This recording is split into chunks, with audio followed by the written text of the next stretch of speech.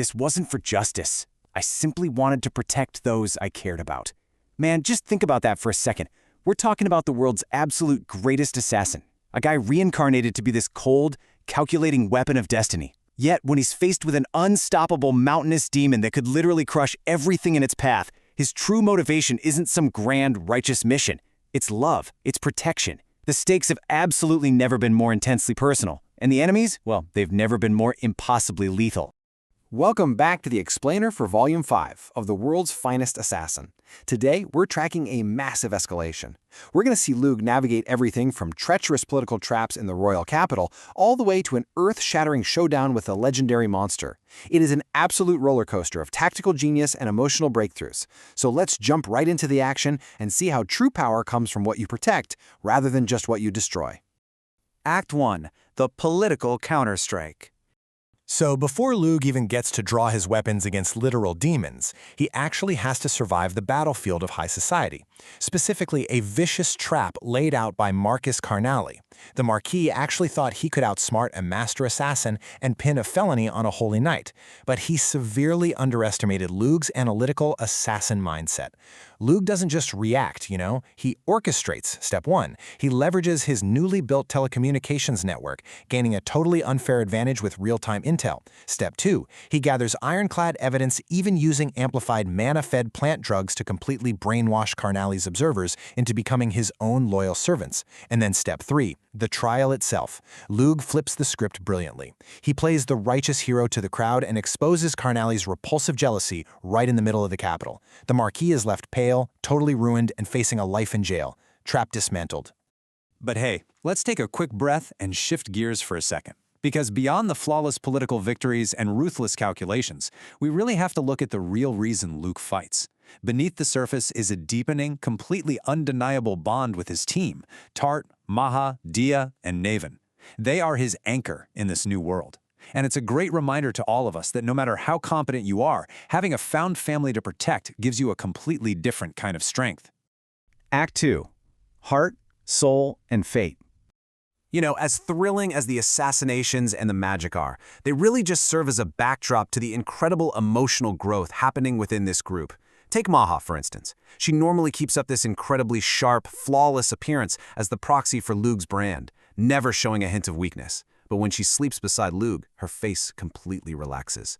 Both Maha and Tart carry deep, lingering traumas from losing their families when they were young. They crave the comfort of blood relatives, and Luke steps right up to fill that void. Maha even confesses that they used to pretend to be sad just to be close to him. They see him as family, sure, but also as the man they deeply love. But then, the goddess drops an absolute bombshell on Luke. She pulls out this massive, thick book, the Akashic Records, and reveals a truly shocking truth. Tart, Dia, and Maha would have died if they hadn't met me. In the original timeline, they were all completely doomed. In fact, the very day Luke meets with the goddess was supposed to be the exact day of Maha's death. Wrap your head around that. Luke didn't just recruit these girls to be his tools. He literally ripped them from their predetermined deaths. So the absolutely crucial takeaway here is how this revelation completely changes Luke.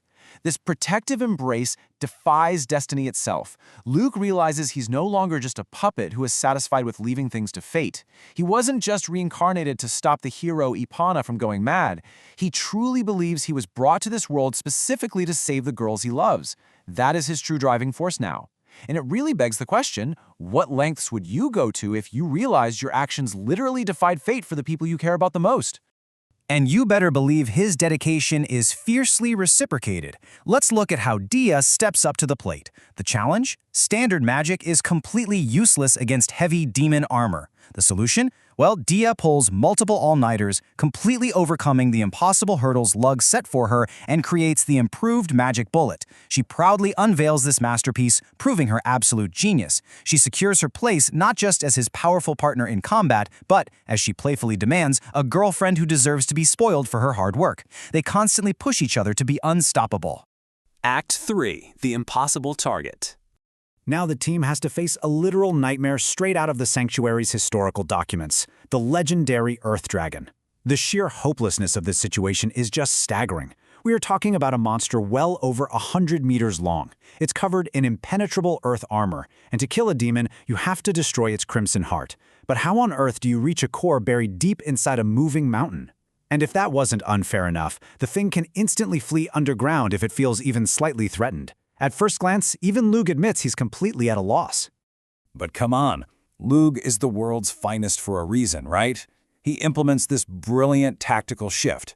Realizing the Earth Dragon armor is just a shell that absolutely hates water, Phase 1 begins. Lug uses far stones loaded with water mana to completely submerge a sunken town, turning it into a massive lake. Phase 2. This massive water assault forces the dragon right out of its underground refuge, screaming in hatred.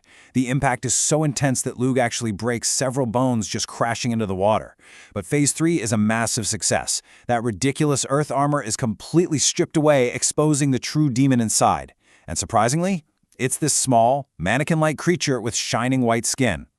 Now the real fight begins, and it relies entirely on the flawless, rapid-fire teamwork of Housetooth a Day. Lug trusts his team implicitly. First, Dia uses earth mana bullets to solidify the joints of these massive golems trying to interrupt them.